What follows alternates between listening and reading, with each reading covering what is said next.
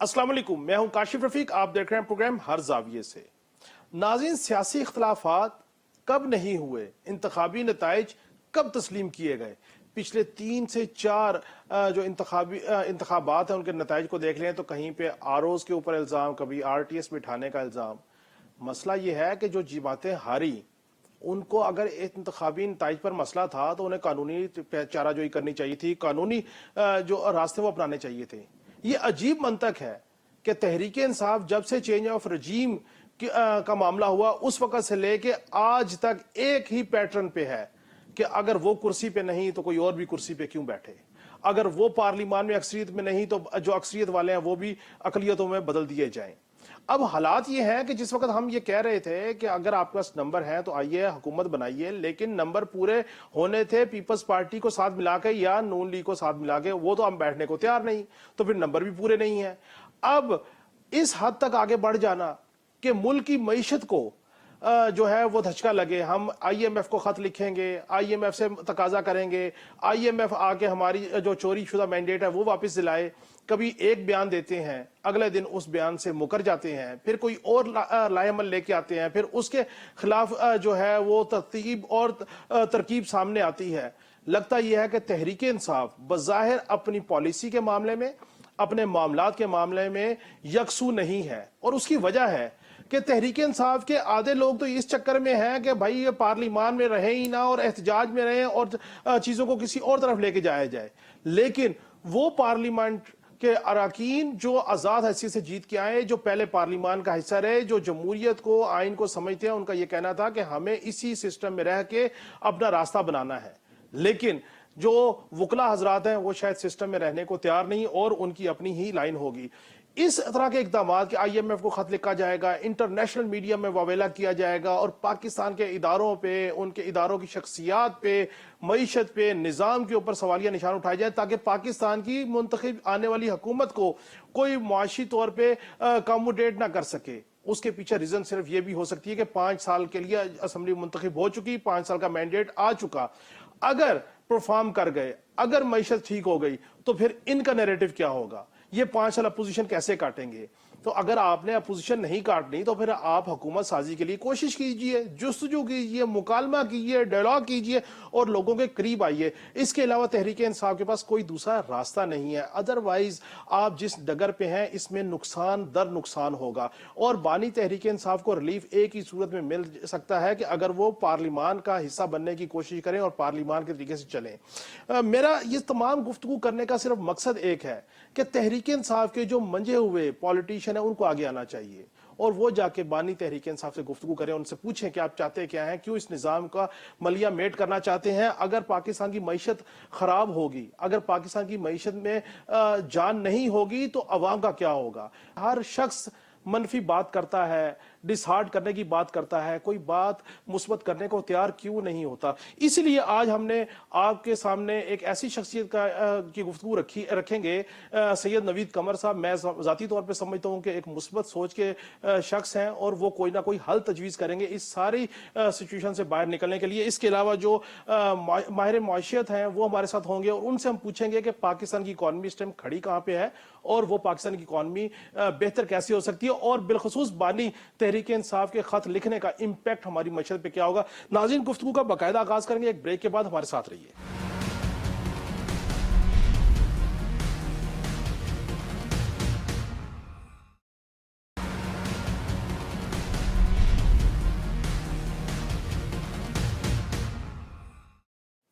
Welcome back नाज़रीन, programme के इस हिस्से में हमारे साथ पीपल्स पार्टी के मरकजी रहनुमा साबिक वफाकी वजीर सैयद नवीद कमर साहब हमारे साथ मौजूद होंगे, उनसे गुफ्तगू करेंगे। अस्सलाम वालेकुम sir, welcome to show. Naveed कमर साहब, सबसे पहले जो सियासी तौर पे भूचाल की कैफियत महसूस होती है, इंतखाबात तो हो गए, बिलखसूस सिंध में जिस तरह जीडीए जो है वो तहरीकें चला रही है या एहतजाजी जलसे जुलूस कर रही है, इंतखाबात हो गए, किसी की तैयारी थी किसी की नहीं थी, जिसको अवाम ने वोट दिया वो सामने आ गया।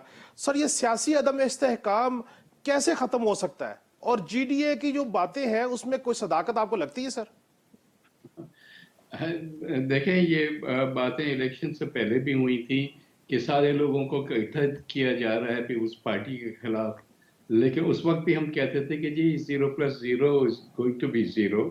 تو جی ڈی اے سے تو لوگوں کی ایکسپیکٹیشن بھی کوئی نہیں ہے، اور جو ریزلٹ آئے ہیں وہ ریفلیکٹ کرتے ہیں، جو کہ الیکشن کے دوران بھی ماحول تھا کہ آپ کو کہیں بھی جی ڈی اے نظر نہیں آتی تھی.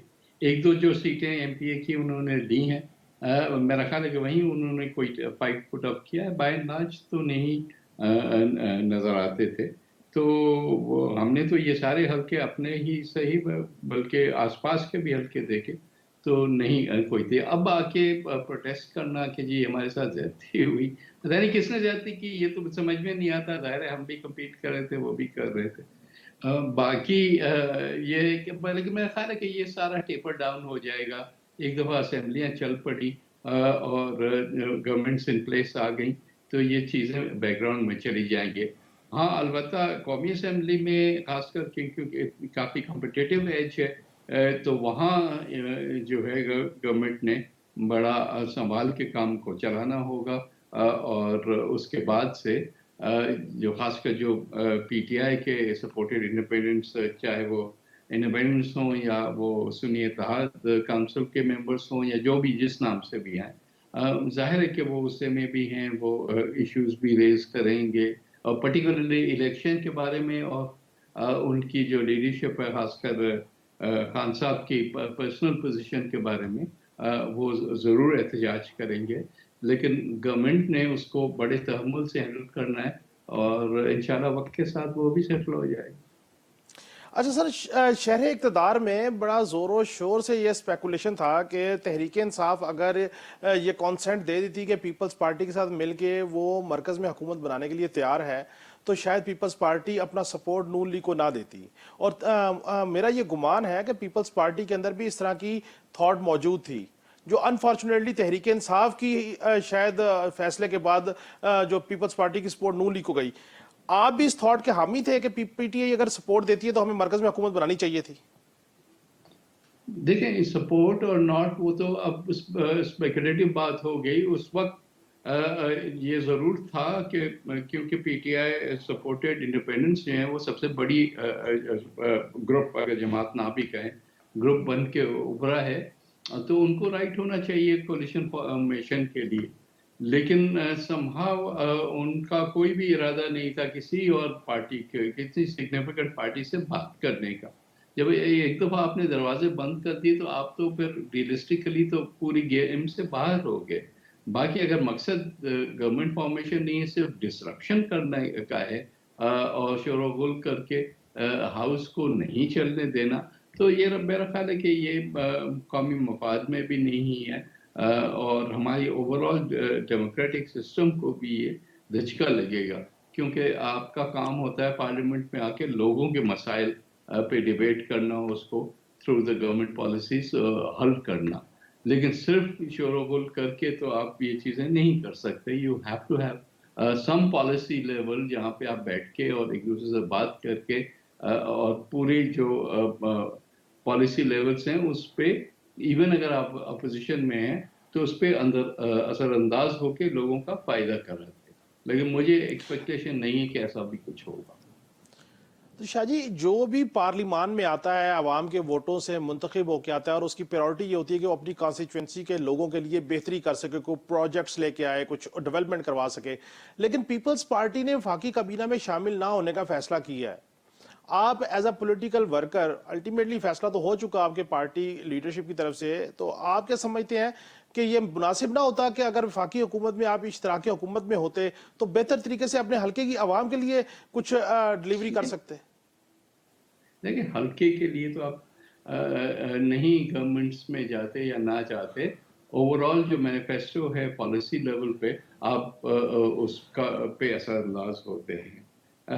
اس پرٹیکولر کیس میں کیونکہ مسلم لیگ جو ہے اس کے پاس پی ٹی آئی کے بعد دوسرے نمبر پہ سب سے زیادہ لوگ آئے، تو پھر اب ان کا حق بنتا ہے وہ کوشش کریں کہ اپنے منشور کے مطابق اپنی ٹیم سے یہ امپلیمنٹ کرائیں. وی ہوپ کہ کم از کم جہاں حلقوں کی بات ہے تو وہ کوئی امتیازی سلوک نہیں ہوگا بلکہ تمام حلقوں کو برابر سمجھا جائے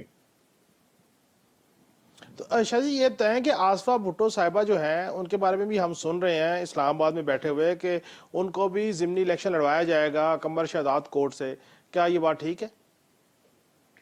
جی ایکسپیکٹیشن یہی ہے کیونکہ بلاول صاحب بھی 2 سیٹوں سے جیتے ہیں اور وہ قمر شہزاد کوٹ والی سیٹ کو ویکیٹ کریں گے، جو کہ محترمہ بینظیر بھٹو شہید کے اپنی سیٹ تھی جہاں سے وہ الیکشن لڑ کے جیت کے آتی تھی، تو اٹ از اونلی نیچرل کہ آصفہ بی بی وہاں سے آ جائیں، ورنہ ان کے پاس یہ بھی چوائس ہے کہ جب نواب شاہ کے جب صدر زرداری پریزیڈنٹ بن جائیں گے تو نواب شاہ والی سیٹ بھی ویکیٹ ہوگی، وہاں سے بھی وہ الیکشن لڑ سکتی ہے۔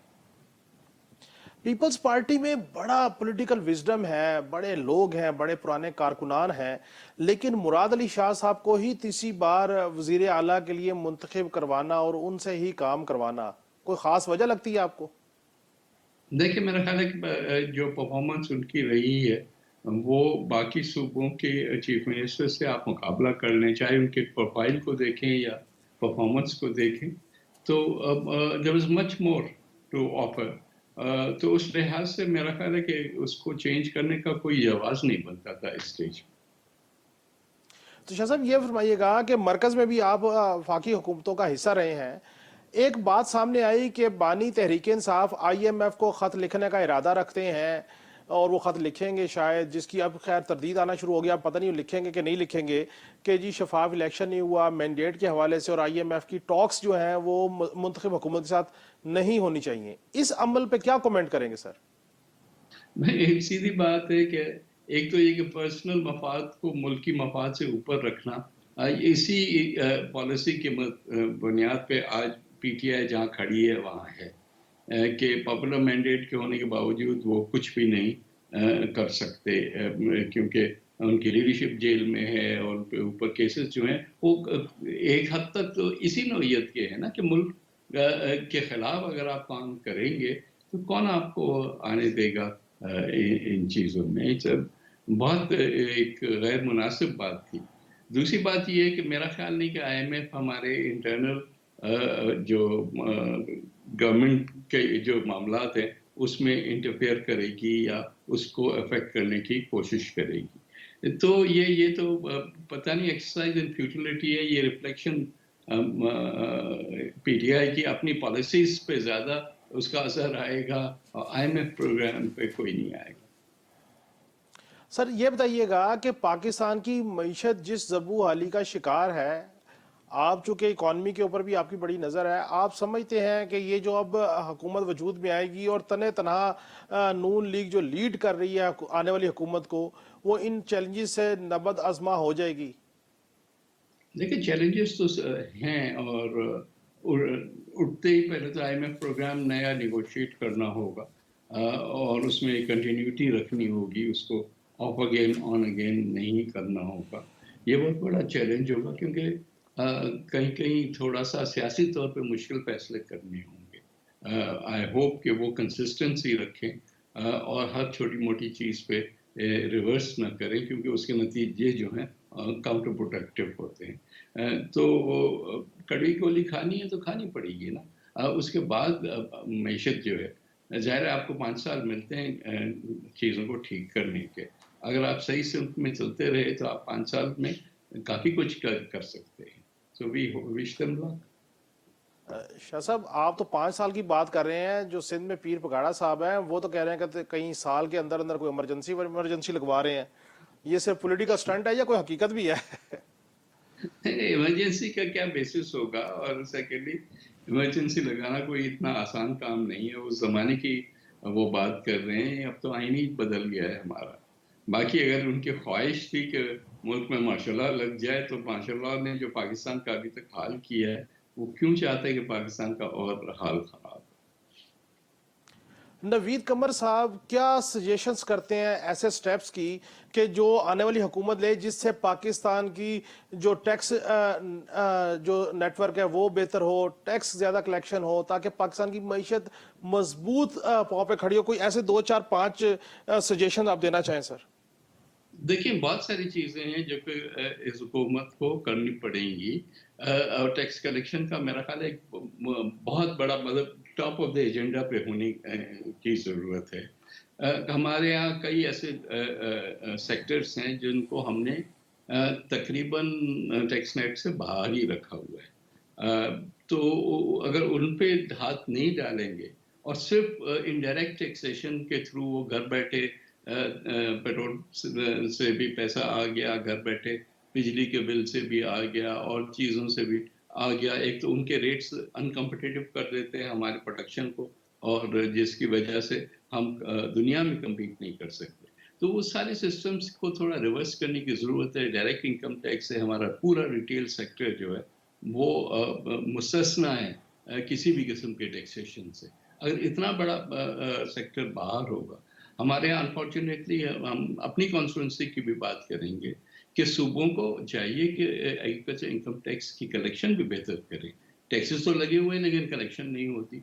तो वहाँ वो जो ये जो होली काउज हैं उन होली काउज को अब हमने जो है नेट में लाना होगा। पाकिस्तान अब अफोर्ड नहीं कर सकता कि लोगों को हमारा पूरा टेक्सटाइल सेक्टर टैक्स से एग्जेम्प्टेड है। तो ये कंसेशंस कब तक आप देते रहेंगे? तो आपको आहिस्ता आहिस्ता सबको नेट में लाना हो। नाज़रीन, सैयद नवीद कमर साहब से गुफ्तगू का सिलसिला जारी है, हमारे साथ रहिए, मिलते हैं ब्रेक के बाद।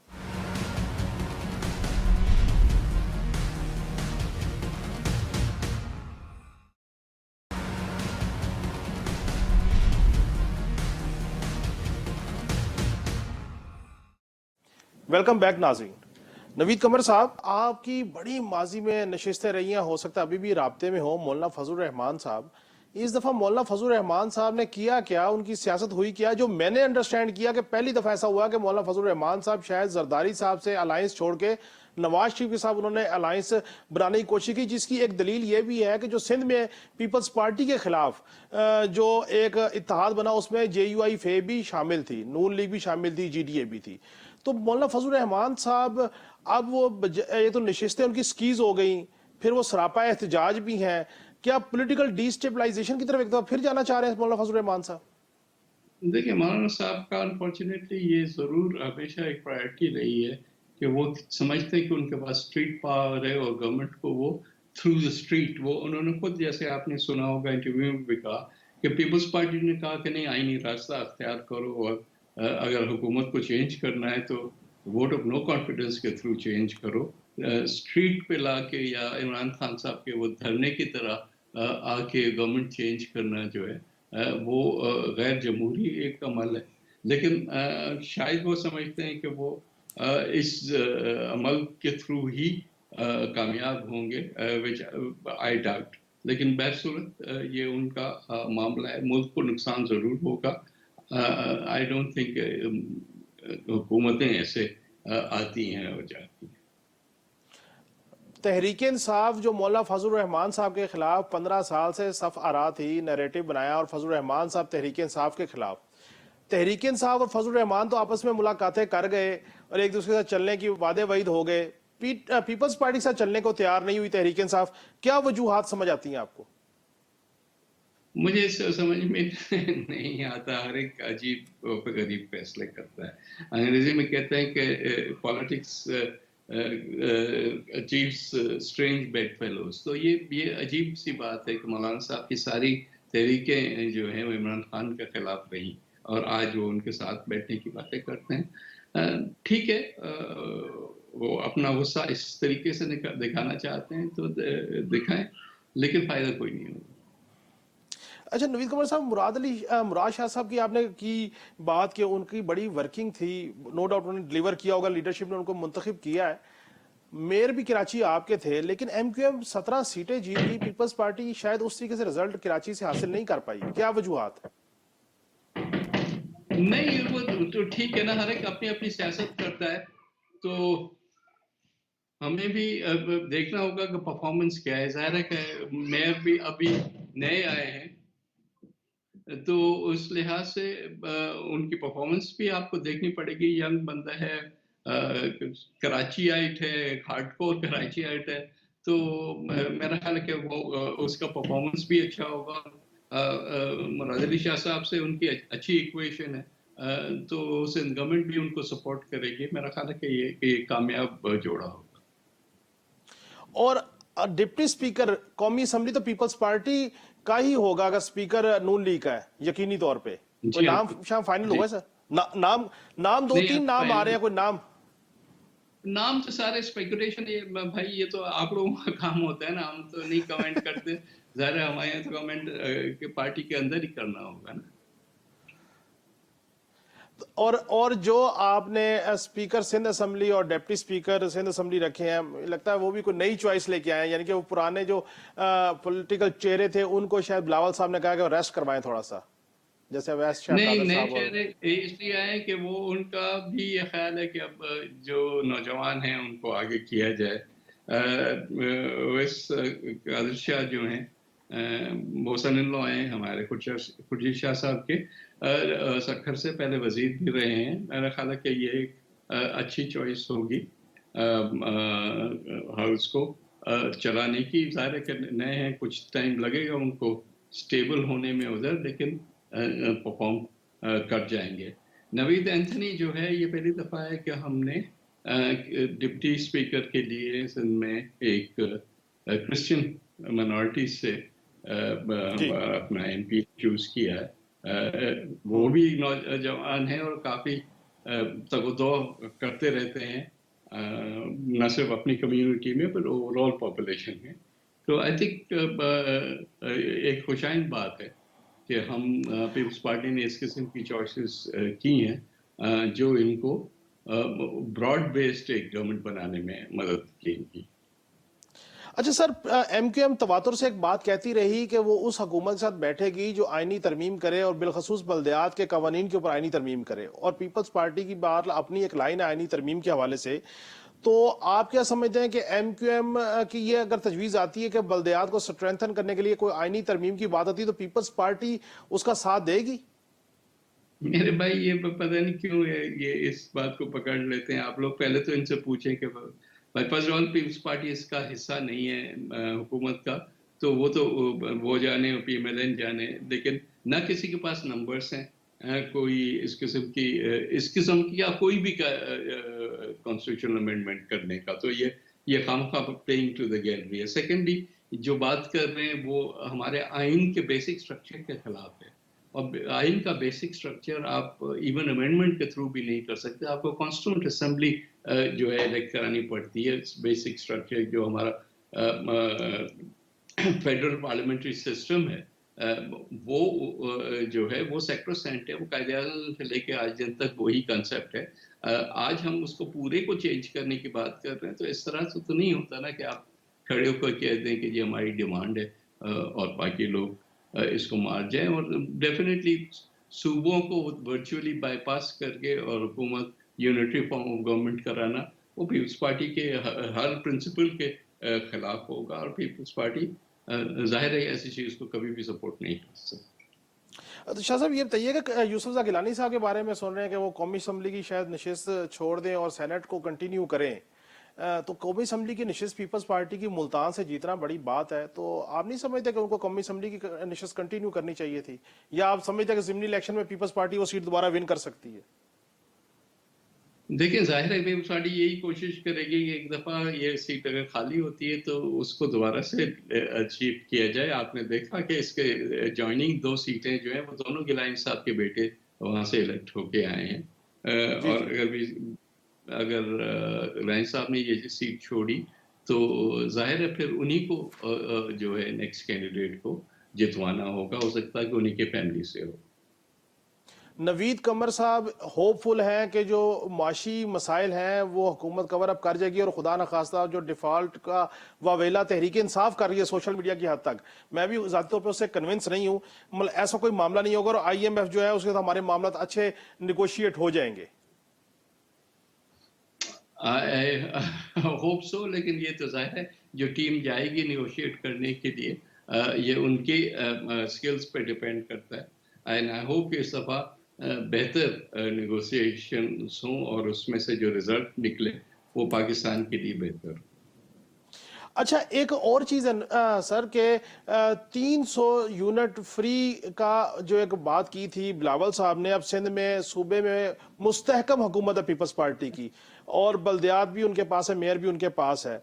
तो सिंध की हद तक हम ये सोच सकते हैं या हम ये उम्मीद रखें कि सिंध की आवाम जो है उनका जो है मुस्तकबिल बदलेगा, उनको रिलीफ मिलेगा, और 300 यूनिट सिंध की हुकूमत को दे पाएंगे, या किस किस्म का रिलीफ आप एक्सपेक्ट कर रहे हैं? देखिए, ये ना अब हमारे फिर आईनी स्ट्रक्चर से हम हट के बात ना करें। जो इस वक्त बिजली का पूरा सिस्टम है, वो फेडरल गवर्नमेंट के अंदर आता है। हमारा जो दुरुस्त। वजारत है एनर्जी की, वो भी फेडरल गवर्नमेंट, तो फेडरल गवर्नमेंट जब तक नहीं चाहेगी तो इस चीज़ को इम्प्लीमेंट करना बड़ा मुश्किल होगा। सूबा थोड़ी ठीक। बहुत अपने लेवल पे ये सोलराइजेशन वगैरह कर सकता है, लेकिन ब्रॉड बेस ये कि पूरा सिस्टम को ओवरऑल करके, वो तो तब जब मरकज़ी हुकूमत हमारे पास हो, तो इंशाल्लाह तब ये इम्प्लीमेंट हो सकता है। मरकज की हुकूमत तो आपको देने को तैयार थे। शहबाज शरीफ साहब ने भी ऑफर की कि जी पीपीटीआई और पीपल्स पार्टी मिलकर बना ले, हम अपोजिशन बैठ जाएंगे, या फिर उन्होंने कहा कि ये आधा आधा ये टर्न्योर कर ले, लेकिन आप माने नहीं। ये ये सियासी बातें होती हैं कहने की, इस तरह से नहीं होता, और उनको भी पता था। तो ये नहीं है कि पीपल्स पार्टी नहीं मानी, पीपल्स पार्टी लेकिन चाहती है कि हुकूमत वो हो जिसमें उसके पास मैंडेट हो और उसके पास वो स्ट्रेंथ हो कि वो रेडिकल रिफॉर्म्स कर सके, जो कि वो करना चाहते हैं। अच्छा, सियासत में कोई भी चीज हरफे आखिर नहीं होती है, आप तो बेहतर समझते हैं। तो ऐसा मुस्तकबिल बईद में ऐसा इम्कान तो मौजूद है ना कि जी अगर दोबारा कोई रिक्वेस्ट की जाए पीपल्स पार्टी से, कोई निगोशिएट की जाए, तो शायद वो कैबिनेट का हिस्सा बन जाए, या बिल्कुल भाई डेडलॉक है ये इस मामले पे? इस वक्त ये फैसला हो चुका है कि पीपल्स पार्टी कैबिनेट का हिस्सा नहीं बनेगी। अब फ्यूचर में क्या होता है, हालात कैसे चेंज होते हैं डाउन द रोड, और कब होते हैं, वो एक बात की बात है, और ये इस पे स्पेकुलेट आज नहीं कर सकते, वो तो जब वक्त आएगा तो तब देखेंगे। अच्छा, नवीद कमर साहब, बतौर पॉलिटिकल वर्कर, और जो आइन की बात है कि तहरीक इंसाफ के आज़ाद अरकान ने सुन्नी इत्तेहाद कौंसिल ज्वाइन कर ली, लेकिन बहरहाल उनकी जो रिजर्व सीट्स है जिसकी वजह से उन्होंने पार्टी ज्वाइन की, वो आइनी तौर पे तो बज़ाहिर नहीं लगता कि उनको वो रिजर्व सीट्स मिल सके, लेकिन आपका क्या व्यू पॉइंट है बतौर पॉलिटिकल वर्कर, उनको अकोमोडेट होना चाहिए? देखें, मेरा ख्याल है कि पीटीआई ने बड़ी सियासी गलतियां की इस पूरे पीरियड में, और आज जो उनके साथ हो रहा है वो उसी का नतीजा है। हैविंग सेड दैट, ये ज़रूर है कि हर एक को एक इवन प्लेइंग फील्ड मिलनी चाहिए, और उनको जो ये चीज़ें हो रही हैं जो कि टेक्निकली दुरुस्त हैं, लेकिन पॉलिटिकली शायद उसका जो है एक नेगेटिव फॉल आउट है। तो हमें चाहिए, उनको भी चाहिए, और हमें ओवरऑल पॉलिटिकल सिस्टम को चलाने के लिए चाहिए कि उनको जितना अकोमोडेट कर सकते हैं वो करें। सर, पॉलिटिकली अकोमोडेट तो तभी किया जा सकता है ना जब दूसरी साइड भी अकोमोडेट होने को तैयार हो। अब खैबर पख्तूनख्वा की हुकूमत उनकी बन रही है, जो उनके मैक्सिमम लोग जीत के आए हैं, गो के खैबर पख्तूनख्वा के ही मैंडेट चोरी के ऊपर फजल रहमान साहब का एतराज़ है और उनकी तहरीक भी है। तो ये किस तरीके से कंपेटेबल होकर चल सकते हैं अगर ये वुसअत कल्बी ना हो, अना जिद और हरदर्मी को ना छोड़ सके कि शहबाज शरीफ साहब मरकज में वजीर आजम बैठे हो सपोर्टेड बाय पीपल्स पार्टी, और अली अमीन गंडापुर साहब जो हैं वो पीटीआई की तरफ से उनके वजीर आला हो, और कैसे कंपेटेबिलिटी होगी? इसके लिए कोई कोई कोई रास्ता ही बता दीजिए। माशाल्लाह आप बड़े सॉफ्ट स्पोकन और सॉफ्ट बिहेवियर वाले पॉलिटिशियन है सर। देखिए, वो सब ठीक है, आपकी ने जैसे कहा कि दूसरी साइड भी तो ये अकोमोडेशन करने के लिए और लेने के लिए तैयार हो। लेकिन मुझे लगता है कि इस वक्त जिस मोड में पीटीआई है, वो कन्फ्रंटेशन चाहते हैं, वो समझते हैं कि कन्फ्रंटेशन बढ़ गई तो वो शायद स्ट्रीट पावर यूज़ करने की कोशिश करेंगे, और अल्टीमेटली जो है इस पूरे सिस्टम को गिरा सकेंगे। ये अनफॉर्चुनेट बात है, लेकिन इतनी बड़ी जमात होते हुए उनको पॉजिटिवली सोचना चाहिए, और सिस्टम को आगे चला के उसमें से अपने लिए स्पेस क्रिएट करनी चाहिए, न कि ये कि हम हर चीज़ को धर्म भरम कर देंगे। ये जब से खान साहब हटे हैं कुर्सी से, तब से वो उस मोड में है, जिसकी वजह से आज वो अनफॉर्चुनेटली पाबंद सलासिल भी हैं, लेकिन आगे जाके कोई इस किस्म की सॉफ्टनेस भी नज़र नहीं आ रही कि वो अपने लिए और बाकी पॉलिटिकल सिस्टम के लिए कोई स्पेस क्रिएट कर सकें। आप इस बात से इत्तेफाक करते हैं कि तहरीक इंसाफ के जिन लोगों को जो इंस्ट्रक्शंस दे रहे हैं, ऐसा लगता है कि वो कहते हैं कि अगर हम हुकूमत में नहीं, हम पावर में नहीं, हमारे पास पार्लिमान की अक्सरियत नहीं, तो फिर किसी के पास भी ना हो और सिस्टम ही सारा जो सा है वो किसी और तरफ निकल जाए? जी बिल्कुल, इसी बात का मैं भी इंडिया दे रहा था कि ये नहीं एटीट्यूड होना चाहिए कि अगर मैं कुर्सी पे नहीं हूँ तो फिर मुल्क भी जाए बाढ़ में। ये नहीं होना चाहिए। ये बहुत एक खतरनाक सोच है, और इस सोच से उनको भी कोई फायदा नहीं हो। बहुत बहुत शुक्रिया सैयद नवीद कमर शाह साहब, आपने हमें टाइम दिया। नाज़रीन, आपने नवीद कमर साहब की गुफ्तगू सुनी। उन्होंने कहा कि सिस्टम में रहते हुए स्ट्रगल करनी चाहिए, सिस्टम में रहते हुए आगे चलना चाहिए, ना कि सिस्टम को के खिलाफ चलना चाहिए। नाज़रीन, प्रोग्राम के अगले हिस्से में हम पाकिस्तान की मईशत पर बात करेंगे और बिलखसूस इस नुक्ते पर बात करेंगे कि बानी तहरीक इंसाफ की जानिब से जो IMF को खत लिखने की बातें हो रही हैं, उससे पाकिस्तान की मईशत को क्या नुकसानात होंगे। हमारे साथ रहिए, मिलते हैं ब्रेक के बाद।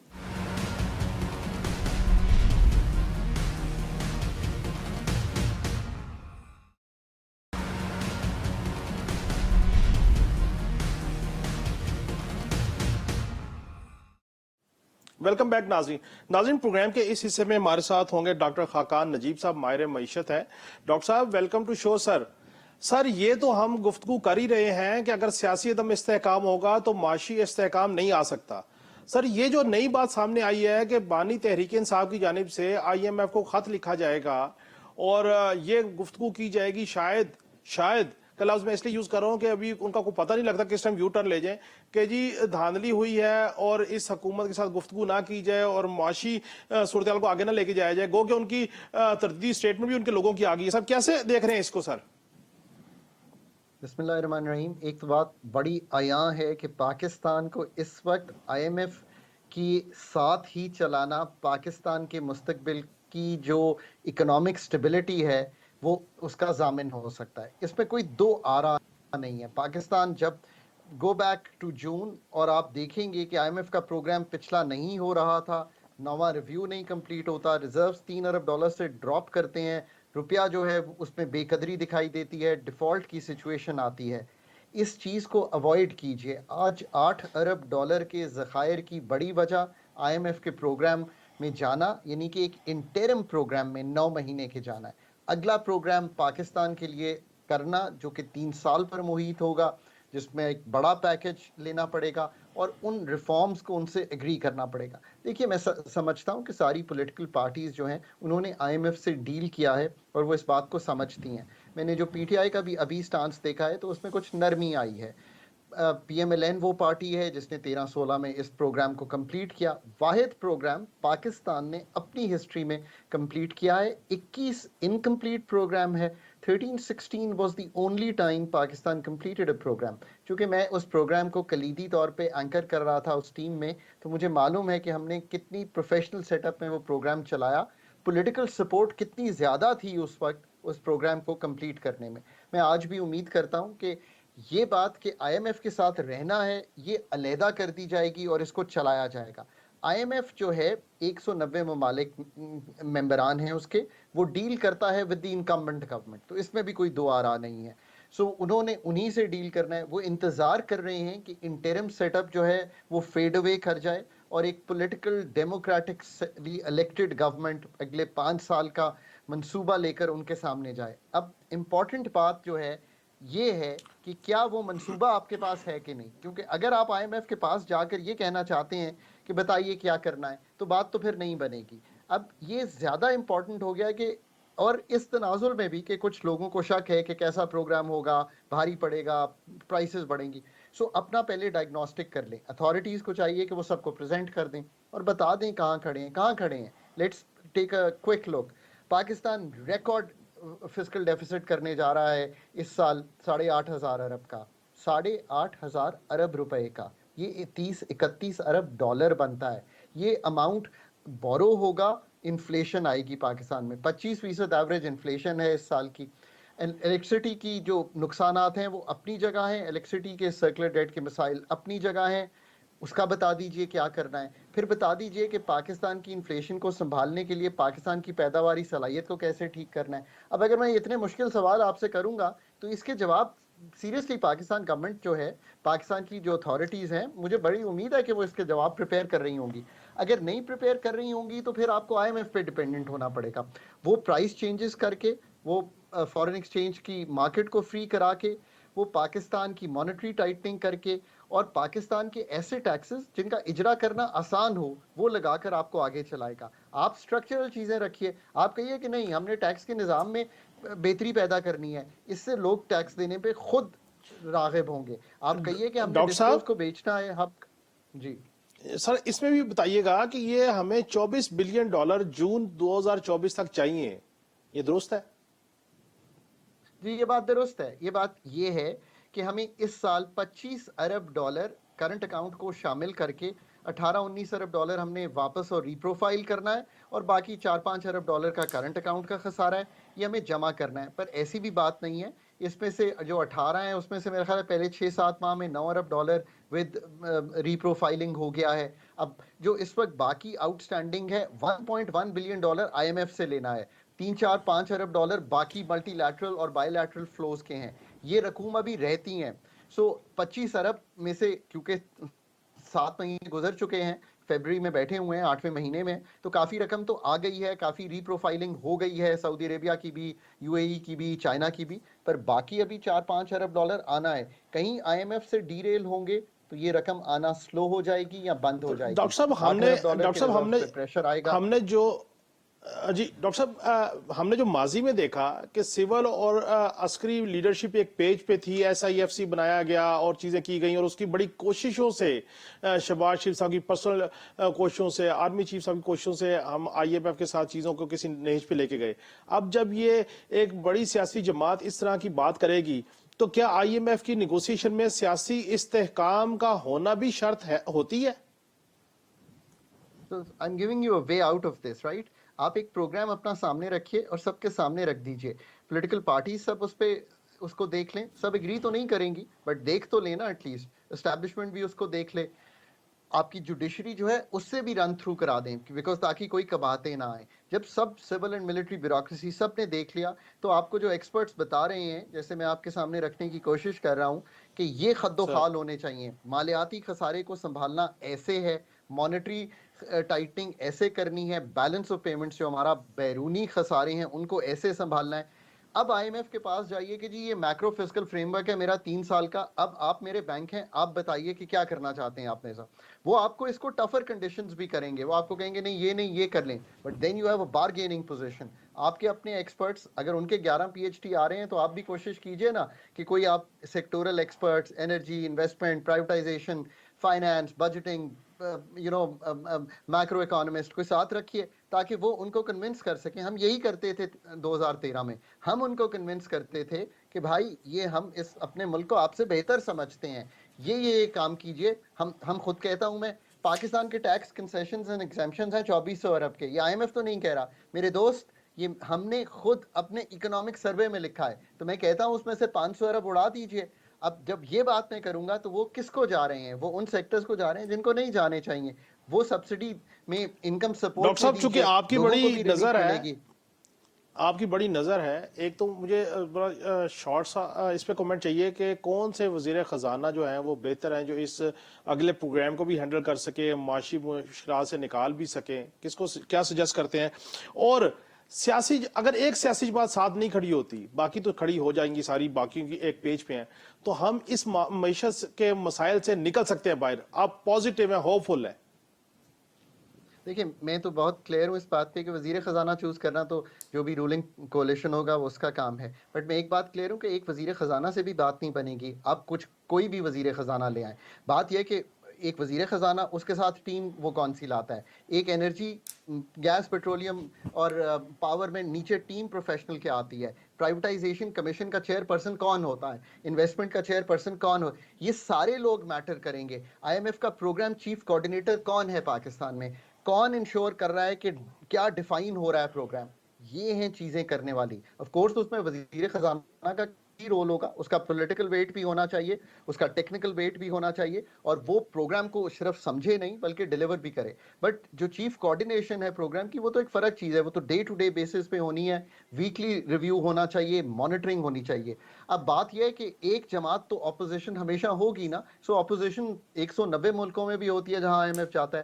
بنگلہ دیش میں آئی ایم ایف کام کر رہا ہے, بڑا ون سائیڈڈ الیکشن ہوا تھا پر کام کر رہا ہے. سو اس وقت سب سے بڑا اونس, سب سے بڑی رسپانسبلٹی آ گئی ہے جو گورنمنٹ انکمبنٹ آئے گی, جو گورنمنٹ ٹیک اوور کرے گی, اور پھر کیا ہم وہ یہ سارے کام اس طرح کر سکیں گے جو میں نے آپ کے سامنے رکھے ہیں. اگر آپ ویک پریپریشن کے ساتھ آئی ایم ایف کے پاس جائیں گے تو آپ یقین رکھیے, آپ مجھے 6 مہینے بعد انٹرویو کر لیجئے گا, بہت بھاری شرائط آئیں گی, ڈیٹ ریسٹرکچرنگ کی شرائط آئے گی. یہ پاکستان کے لیے کسی طرح بھی کمفرٹیبل نہیں ہوگی, اور پاکستان کے جو ڈیپ مسائل ہیں وہ حل نہیں ہوں گے, بیکاز پھر آپ نے بتانا ہے کہ آپ مسائل کو کیسے حل کرنا چاہتے ہیں. ہر جگہ پہنچنے کا کے 2 طریقے ہیں, ایک بمپی رائیڈ ہے, جی ٹی روڈ سے لیجئے لاہور سے اور آپ پہنچ جائیں گے اسلام آباد. ایک کمفرٹیبل رائیڈ ہے موٹر وے پہ. It is your choice which road you take. I am now talking to you much deeper way. ایک تو ہے نا پروگرام میں جانا ہے, I think everyone agrees, کوئی یہ نہیں کہہ سکتا, بٹ پروگرام کے ڈاکٹر صاحب خد و صرف خال اینڈ پہ, فریم ورک ڈاکٹر پروگرام. صاحب اینڈ پہ صرف یہ بتائیے کہ کون سا روٹ ہمیں زیادہ سوٹ کرتا ہے, موٹر وے یا جی ٹی روڈ, جیسے آپ نے ٹرمز یوز کی. It's a longer route but it's a more comfortable route. اس پہ ڈسٹربنسز کم ہوگی, آپ اس سپیڈ کو مینٹین کریں. سپیڈ اگر آپ 120 کی مینٹین کریں گے, دیٹ مینس کہ آپ ریفارم ورک فوری طور پہ کرتے چلے جا رہے ہیں. اس سے کیا مطلب ہے, 120 کی سپیڈ کا مطلب ہے آئی پی پیز کے پاس جائیے, ری نیگوشیٹ کیجئے, ٹیرف سٹرکچر کو ٹھیک کیجئے, سرکولر ڈیٹ کی جتنی لیکیجز ہیں, اور میں 1 بائی 1 گنوا دوں گا, اس کو ٹھیک کیجئے. پاکستان کی سبسڈی کو ٹارگٹ کیجئے. انرجی سیکٹر 3 سال بعد مختلف دکھے گا. جی ٹھیک, بہت بہت شکریہ ڈاکٹر خاقان نجیب صاحب, آپ نے ہمیں بتایا. ناظرین, بات ڈاکٹر صاحب کی بالکل ٹھیک ہے, صرف ایک وزیر خزانہ نہیں, ان کی پوری ٹیم کو ایک پیج پہ آنا پڑے گا, اور ان کی ایفیشینٹ ٹیم ہی پاکستان کی معیشت کو اور آئی ایم ایف کا جو پروگرام جو ہم لینے جا رہے ہیں مستقبل قریب میں, اس کو بہتر طریقے سے نیگوشیٹ کر سکے گا. ناظرین, کل پھر ملاقات ہوگی. اللہ حافظ.